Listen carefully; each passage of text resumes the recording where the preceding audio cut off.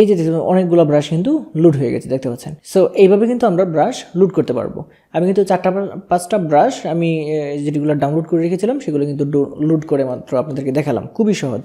আচ্ছা, আমরা ডানে ক্লিক করে দেবো, তাহলে কিন্তু এটা ডান হয়ে যাবে। তারপর আমরা দেখি এডিটে ক্লিক করে আমাদের আছে হচ্ছে লাস্টে প্রিফারেন্স। এই প্রিফারেন্সে হচ্ছে জেনারেল যে অপশনগুলো আছে সেগুলো হচ্ছে কন্ট্রোল কে তে চাপ দিলে জেনারেলের অপশনগুলো আসবে। এখান থেকে কিন্তু আপনি অনেক কিছু দেখে নিতে পারবেন। দেখুন ফাইল হ্যান্ডেলিং এ ক্লিক করছি। তো ফাইল হ্যান্ডেলিং এর বিষয়টা হচ্ছে যে সেভ এবং সেভ, এই যে দেখতে পাচ্ছেন always save, image previews always save, so never save, এটা সবসময় আপনি অলওয়েজ সেভে দিয়ে রাখবেন। সো এরপরে আমরা অন্যান্য যে এগুলো আছে দেখতে পাচ্ছেন ask always update from server, এগুলো যেভাবে আছে সেভাবে রাখবেন, এটা তেমন ইম্পর্টেন্ট বিষয় নয়। তারপর এডিটে ক্লিক করে আবার প্রেফারেন্সে চলে যাচ্ছি, ডিসপ্লে এন্ড কার্সরে চলে যাচ্ছি। এখানে ডিসপ্লে এন্ড কার্সরটা কিরকম থাকবে দেখতে পাচ্ছেন, এখানে কিন্তু দেখাচ্ছে এইভাবে যেটা ডিফল্ট স্ট্যান্ডার্ডে থাকবে সেটাই থাকা ভালো। আর যদি চেঞ্জ হয়ে যায় তাহলে কিন্তু সেটাকে আপনি যেটা করতে হবে, এটাকে রিসেট দিতে হবে। সো রিসেটের অপশনটা কিন্তু আপনাদেরকে আমি পরবর্তীতে দেখাবো। তারপরে আমরা এডিটে চলে যাচ্ছি, আবার প্রেফারেন্সে চলে যাচ্ছি। দেখতে পাচ্ছেন এটা হচ্ছে transparency and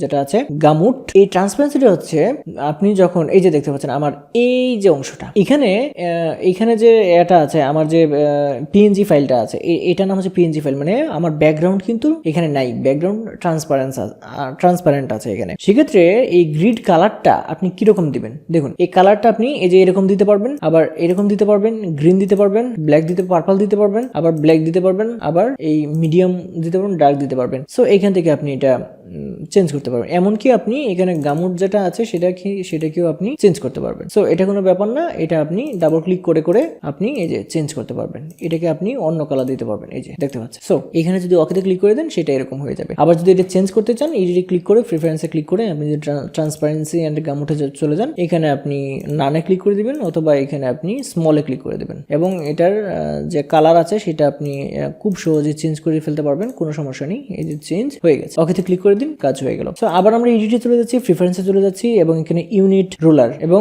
guide, grid and slice, এই সবগুলো আপনাদেরকে একসাথে দেখাবো। মেমোরি, ইমেজ ক্যাশ, এই জিনিসটি একটু দেখে। আর অ্যাডোবি অনলাইন এটাতে কখনোই ক্লিক করবেন না, কারণ আমরা কিন্তু অ্যাডোবি সফটওয়্যার কিনে ব্যবহার করি না। সেক্ষেত্রে এটাতে যদি আমরা ক্লিক করি, আপনি যদি ক্লিক করেন তাহলে আপনার সফটওয়্যারটা হচ্ছে অনলাইনের সাথে কানেক্ট হয়ে যাবে, তখন অ্যাডোবি থেকে কিন্তু এই সফটওয়্যারটা বন্ধ করে দিবে, যেহেতু সফটওয়্যার আপনি কিনে ব্যবহার করছেন না। সো এখানে এই যে গাইড, গ্রিড এগুলো দেখাচ্ছি, এর আগে মেমোরি এন্ড ইমেজ ক্যাশ একটু দেখিয়ে রাখি। এটা হচ্ছে ওই যে আমরা যখন ফাইলে ক্লিক করে এই যে ওপেন রিসেন্ট যেটা দেখেছিলাম সেইটা কিন্তু এটার সাথে রিলেটেড। দেন মেমোরি ক্যাশ কতটুকু থাকবে সেটা কিন্তু এখানে আমরা এই দেখুন ক্যাশ লেভেল 4, এবং এখানে হচ্ছে ম্যাক্সিমাম ইউজড বাই ফটোশপ 50, এবং অ্যাভেলেবল র্যাম হচ্ছে 1477 MB। এই জিনিসটা আপনাকে দেখতে হবে। এখানে কিন্তু আপনি কম বেশি করতে পারবেন, এই যে আরো কম দিয়ে দিবেন। যদি আপনার মেমোরি প্রচুর থাকে, আমার যেমন হচ্ছে 64 GB র্যাম আছে, সেক্ষেত্রে কিন্তু আমি এটা সবটা যদি দিয়ে দিই 100%, তাহলে কিন্তু আমার কোনো প্রবলেম নেই। আপনার যদি 4 GB র্যাম থাকে তাহলে কিন্তু আপনি কমিয়ে দিতে হবে, নইলে কিন্তু আপনার ফটোশপ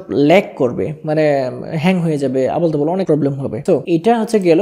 এখন আমরা দেখবো হচ্ছে যে এখানে এডিটে ক্লিক করে প্রেফারেন্স, তারপর হচ্ছে এই যে রুলার, গাইড। সো আমরা গাইডে ক্লিক করছি। গাইডে ক্লিক করে আমাদের গাইড মানে কোন রঙের হবে সেটা এখান থেকে চেঞ্জ করতে পারবো। এখানে হচ্ছে লাইন কিরকম হবে সেটা চেঞ্জ করতে পারবো, কাস্টম আমরা করতে পারবো, এইখান থেকে কিন্তু মানে চেঞ্জ করা যাবে। সো গাইড এবং রুলার কিভাবে আসে, মনে করুন আমি এইখানে এইগুলোকে একটু করে দিচ্ছি, সবগুলোকে কন্ট্রোল এন দিয়ে নতুন একটা আমি এখানে ফাইল নিয়ে নিচ্ছি। এখন বিষয় হচ্ছে যে এটাকে একটু বড় করে দিচ্ছি। এটাতে আমি করব রুলার এবং গাইড আনবো। রুলার এবং গাইড কেন দরকার সেটা আমি পরবর্তীতে আপনাদেরকে যখন আমি প্রজেক্ট করে দেখাবো তখন আমি সেটা বুঝিয়ে দেবো, আপাতত নয়। সো এখন বিষয় হচ্ছে দেখুন এইখানে কন্ট্রোল আর দিলে রুলার, কন্ট্রোল আর দিলাম, এই যে দেখতে পাচ্ছেন রুলার চলে আসলো, এই পাশেও আসলো, এই পাশেও আসলো। এখন গাইড বিষয়টা কি? গাইড বিষয় হচ্ছে যে কোনো একটা কাজ করার সময় যদি আমরা মানে একটা স্কেল ধরে যদি একটা টান দিতে চাই যে এই সোজাসুজি লেখা হবে, তাহলে এটাকে আমরা গাইড বলতে পারি। যেমন রুলারের পাশে মানে এই যে এই মুহূর্তে মাউসটা যেখানে আছে এখানে যদি রাইট বাটনে ক্লিক করেন তাহলে